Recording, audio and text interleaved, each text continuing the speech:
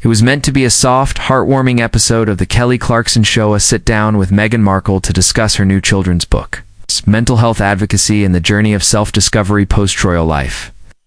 The set was bright, the energy warm, and Kelly Clarkson, ever the gracious host, welcomed Meghan with genuine admiration. The early moments of the interview were filled with laughter and mutual respect. Meghan spoke about motherhood, her passion for storytelling, and the importance of representation in children's media. The audience was engaged, applauding her every anecdote. But as the interview continued, Kelly, who has herself endured a very public divorce and redefinition of identity, shifted the tone slightly. She asked about Meghan's ability to separate public perception from personal truth, an honest question, but one that nudged a sensitive topic Meghan had carefully tried to control in past interviews. Meghan answered thoughtfully at first, acknowledging the difficult balance between maintaining privacy and living in the public eye, but Kelly pressed further. "Do you ever feel like you've weaponized your pain for brand building?" she asked, her tone more curious than accusatory. The impact was immediate. The audience murmured. Meghan blinked, her smile tightening. "I think turning pain into purpose is called healing," she replied coolly, "not branding." Kelly nodded but didn't back down.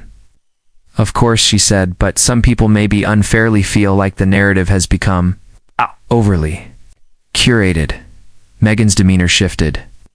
The composure remained, but a distinct chill entered her voice. "So now healing must also be messy to be believable," she said. "That's a fascinating standard." The crowd gave an uneasy chuckle, but it was clear the interview had taken a sharp, unanticipated turn. Kelly leaned in, trying to soften the moment, but the line had been crossed. "I've just been through my own stuff," she said. "And sometimes, when I hear perfect answers about really painful things, I wonder if we're skipping the ugly parts." Meghan's face froze. "I'm not sure what part of suicidal ideation and media persecution you find too polished," she replied, her tone quiet but sharp as steel. "There's been plenty of ugly." Kelly blinked, visibly thrown off. No, I didn't mean to imply that," she stammered. "It's just...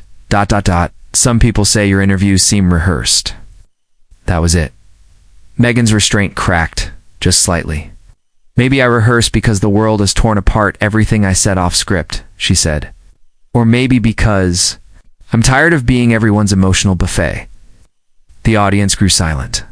There was no more applause. Even the band in the corner stayed still, sensing that something unprecedented was happening live. Kelly tried again. "I'm not trying to attack you. I just want a real conversation." Meghan, now visibly bristling, replied, "Then maybe don't start with media gossip disguised as questions." There was a beat of stunned quiet. Kelly looked to the producers. Offstage, Meghan stood up, adjusting her dress, still micked. "I agreed to an interview." "Not a therapy ambush," she said calmly but firmly. Kelly stood up as well. "No one's ambushing you," she said, holding her hands up. "We just talk real on this show." Meghan shot back. "Then maybe talk real with someone who didn't spend 3 years being globally vilified while pregnant." Attention exploded into audible gasps from the audience. The producers cut to commercial, but the cameras were still rolling. What had started as a celebration had turned into a confrontation, and the fallout had already begun. When the show returned from break, Meghan was gone.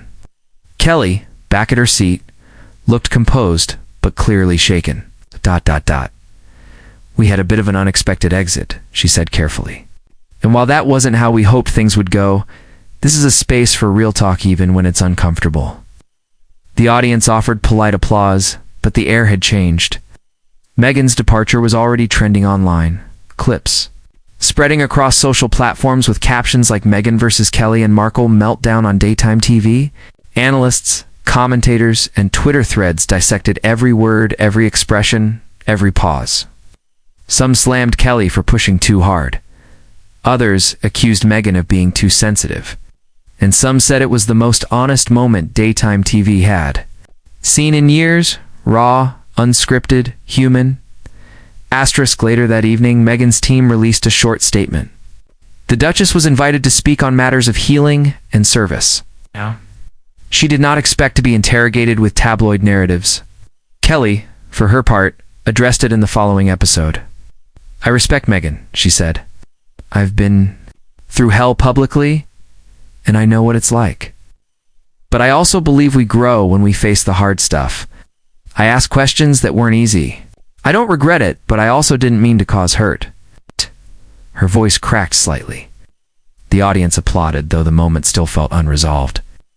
Behind the scenes, producers debated whether to ever air the full uncut footage. In the days that followed, the debate didn't die down. It grew louder. Was Kelly justified in her line of questioning? Had Meghan overreacted? Or was it a tragic symptom of a culture that demands vulnerability, then punishes it when it doesn't? Look how we expect. News outlets aired split screens of Meghan leaving and Kelly's post-commercial remarks.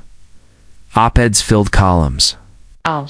Talk radio hosts and YouTubers clashed about whether this was an example of daytime drama or something deeper. A modern clash of trauma narratives, class, and performance.